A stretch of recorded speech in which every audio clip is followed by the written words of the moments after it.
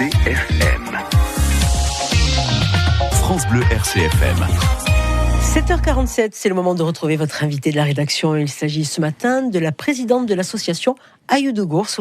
Elle est interrogée par notre ami Patrick Rossi. RCFM, l'invité de la rédaction. Sylvie Marcaggi, bonjour.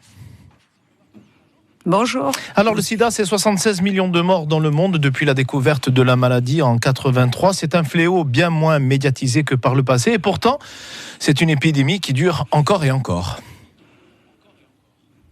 Oui, c'est sûr, on peut dire maintenant que c'est une épidémie cachée par rapport à la pandémie qu'on rencontre aujourd'hui avec le Covid. Donc c'est très compliqué.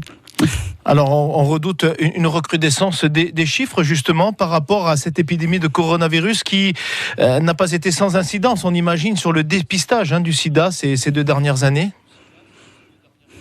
Bien sûr, principalement sur le dépistage. Une personne dépistée aujourd'hui est traitée rapidement. Tout d'abord, elle a des chances, bien sûr, pour sa santé, de vivre parfaitement normalement. Et au bout d'environ 6 mois, elle n'est plus contaminante. Sa charge virale devient indétectable.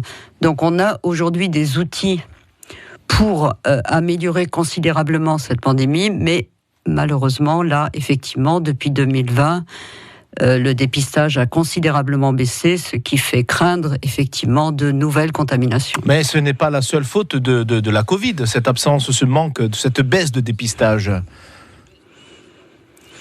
Non.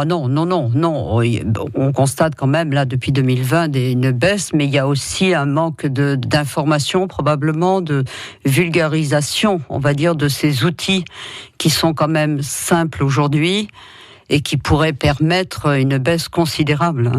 Il y a aussi des inégalités dans le monde, on le voit aussi avec le Covid, c'est le même problème avec le VIH. Au-delà de ça, j'ai le sentiment, en tout cas on a le sentiment de façon plus large, qu'il y a même quelque part une certaine ignorance par rapport au sida aujourd'hui. Vous parliez de cette absence, ce défaut d'information. Finalement, on a le sentiment que certaines populations ne sont plus conscientes de ce qu'est le sida et du danger qu'il fait encourir. Oui, c'est vrai. Il y a un manque d'information évidente alors auprès des jeunes. Ça, c'est vraiment une chose aujourd'hui tout à fait constatée de partout. Là, il y a un manque d'information, mais il y a aussi un relâchement, si vous voulez. On a fait passer cette maladie en maladie chronique, ce qui est devenu une maladie chronique. Ça ne veut pas dire une maladie banale. Donc il y a vraiment un manque de vigilance. On a baissé la garde. Et comment on fait pour reprendre la main ? Parce que là, il y a une urgence quand même. Oui. Mais pour reprendre la main, ça va être encore plus dur que prévu. Il faut savoir que le NUSIDA avait prévu 2030 sans sida.